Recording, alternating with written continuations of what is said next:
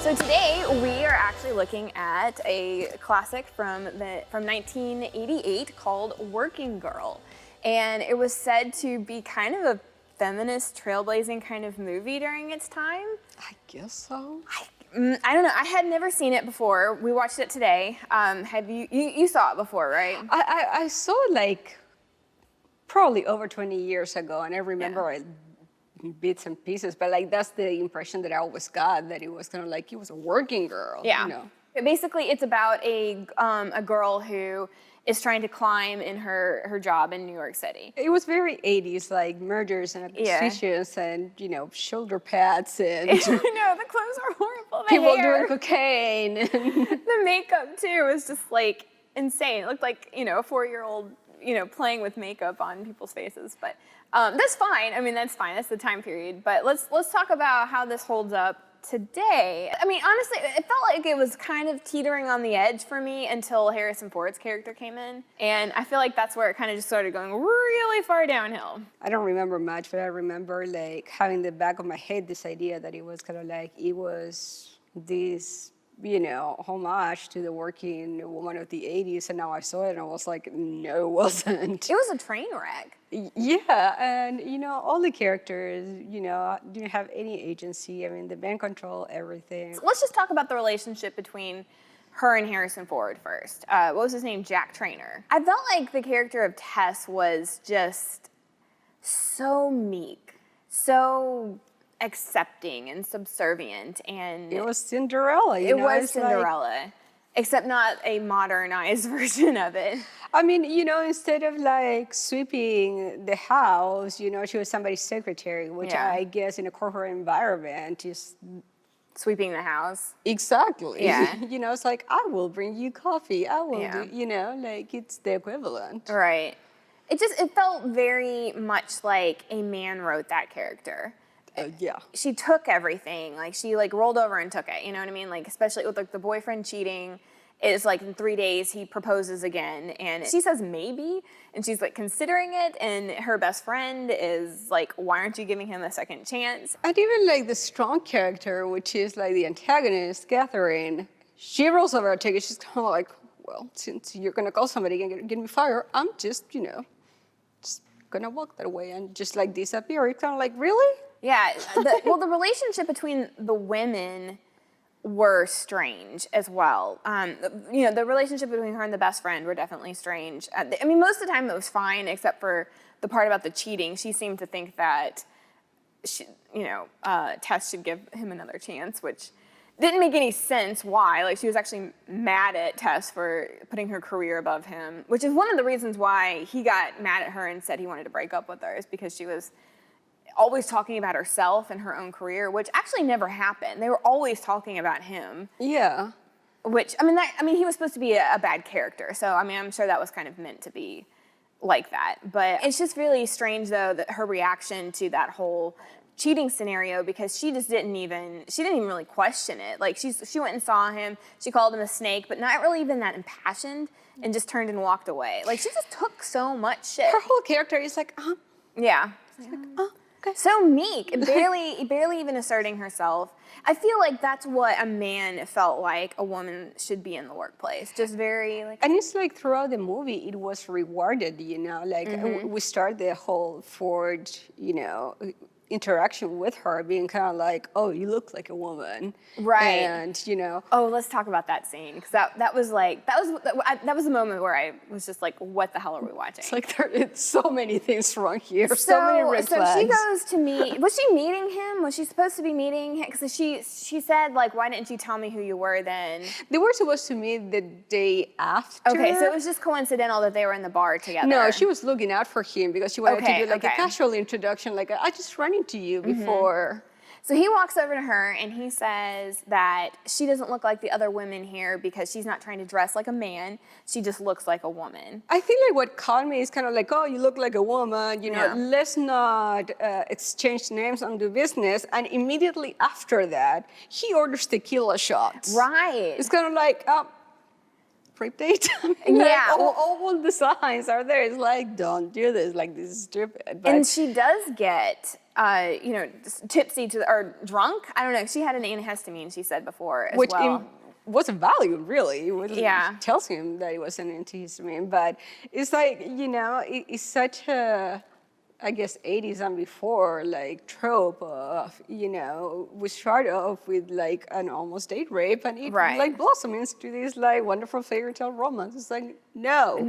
This is what is wrong with this whole It was situation. so wrong. And then she said, I'm business in my head. Triggered. And, my head is all business and my body is all sin. Like, what? Like, okay.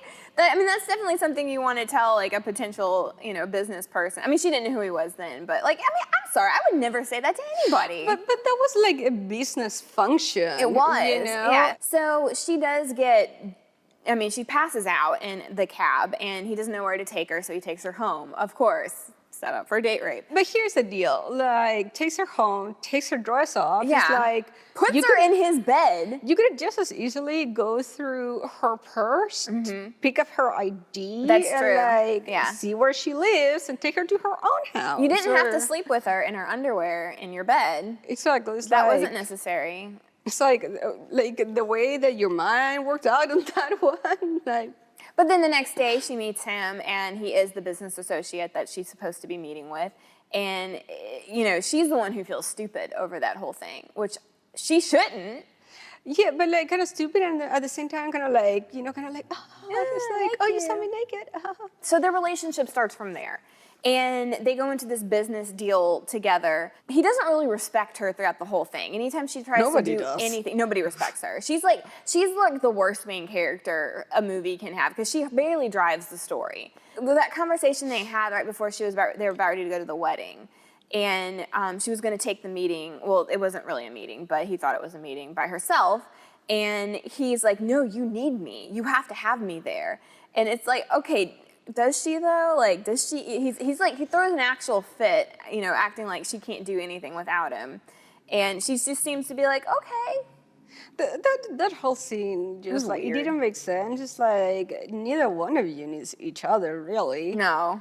She probably does more because like she's, faking until she makes it right now. But I just cannot see a guy like that being that insecure. Oh, the strange thing was their first kiss too.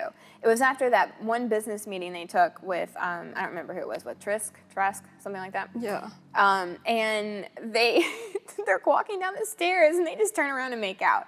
In the middle of the stairs. In the middle of the stairs. It didn't make any sense. It wasn't romantic at all either. It's just like, hey, we did business and now we got horny. Can you imagine just like walking through, like a normal building and just seeing that happen? You would be like, what? Awkward. It cracked me up because it's like the big industry guy like called it in the elevator scene. It's like you're thinking with your Johnson, it's like, yeah, the whole movie's about that. Yeah. And she's like, no, I'm not. Like, Yeah, you are. Yeah, you are. You all are, honestly. Exactly. So let's talk a little bit about the relationship between her and her boss. That was a strange relationship in general. It's been set up that women are supposed to work against each other at work because there's only room for one. But really, it's just this, women clawing at each other kind Especially of thing. in the 80s, like that queen bee syndrome. It's like there is only room for one woman, and it's gonna be like a bloodbath. But on top of that, I get another trope. It's like there is one guy. I mean, it's New York in the 80s. There are like men literally like Everywhere. yeah, inundating the whole place. But the moment Harrison Ford comes into the picture, they all disappeared. And so then it becomes not the two women fighting over a position, it becomes the two women fighting over a man, which is even worse. I mean, it's kind of like she doesn't have. That's what I mean. It's like she doesn't really have agency. It's like she cannot pull this thing without his help, and she cannot get ahead, unless like a man gives her a position That she like- doesn't even know she has. Exactly. I mean, like she That goes was over there, weird. she's like, I don't know what I'm doing here. I think I'm the secretary. Yeah. But no, Like he gifted you this job. exactly, and like just as easily she can. It's like you didn't earn anything. And also just the way that guy was talking to her about, like, he had that little look on his face like he was talking to a little puppy dog. Like, oh, honey. do But you she was think you acting can like a come?" puppy dog. She was, yeah. It's like that whole I dynamic. don't understand what you're talking about, but okay, yeah. Oh, gosh, it was written by a man. It was directed by a man.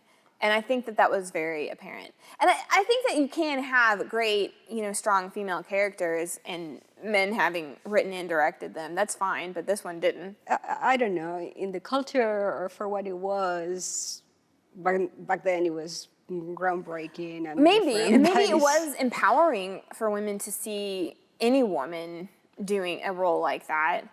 Like being brave enough to go after what she wanted. To me, it's like the ultimate test is like, would you want your child to watch this? And I don't think I would. Like, I wouldn't want my child to think that this is the way that This things is should like be. the kind of movie that we may watch together, and it's kind of like, okay, let me Make tell fun you of everything it. that is wrong with this movie. Yeah. And like the other thing that I thought it was interesting is like the way that they depict the character of her boss, Katharine. Like she's always like surrounded by champagne, having a great time. Yeah. And she was the woman of power and place, in the movie. But she was they made her an absolute joke and also the villain. And I wonder how much that says like what a woman in charge is like, because like she became in charge in the end, Tess did, but in a different way, in a meek way, in a Right. way that's like, I didn't even know you gave this to me. this is something that like hit me. Because they show her, like the boss Katharine, going off for, I don't know, a vacation somewhere, and then she brings her food, and she's like off having champagne with the doctors, for like, I don't know, however long, like 3 weeks or something like that. Yeah, it's been a while.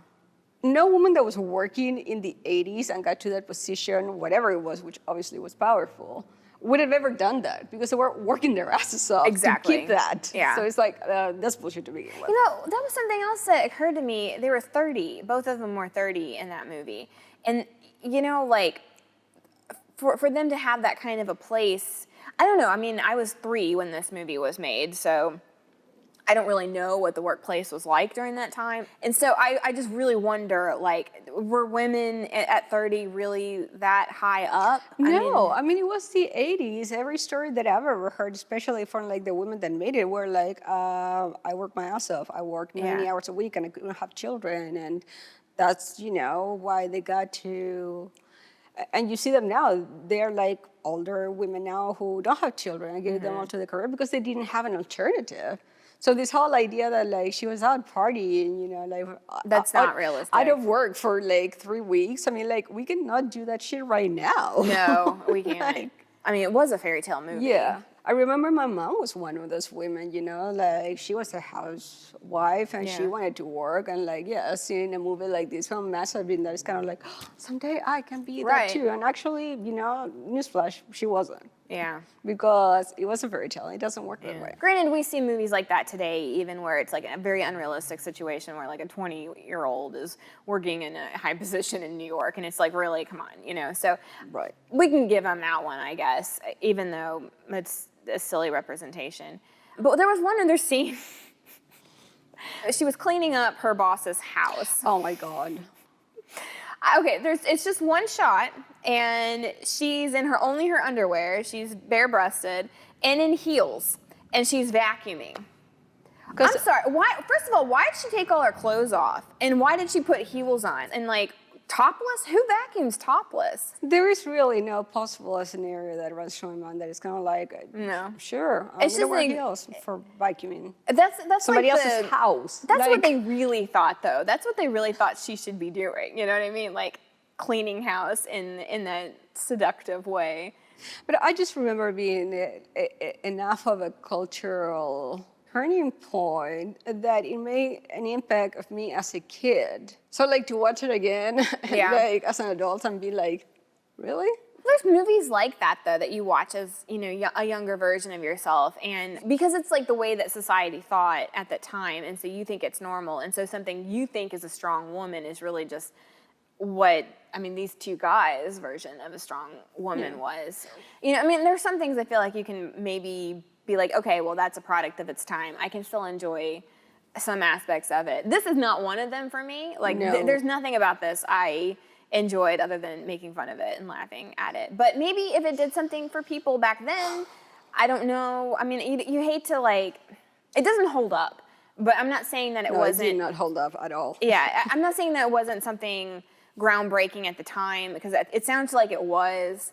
And maybe if it was positive for people and helped inspire women and girls, then awesome. I'd be very curious to hear from somebody who was like in their 20s, or maybe a teenager even at that time, who saw this movie, if this was an inspirational movie at the time. Yeah, because I'm like, I'm gonna go to New York and work my work as a secretary. No, like there's nothing inspiring to me in this movie. No. Like I'm not like yes, that's the kind of life that I want for myself. Yeah. Or I've done something wrong with my life, and this is where this is not the fairy tale I want at all. Like there is nothing appealing in that movie. So overall, I'm gonna go ahead and give this one a thumbs down. Yep, I'm with you. Official. And hopefully you guys enjoyed our discussion today of Working Girl. And we'd love to hear your thoughts and comments on whether you've seen it, agree, disagree, and whether maybe it did something for you. Definitely did not do anything for us, but Nope. maybe things are different.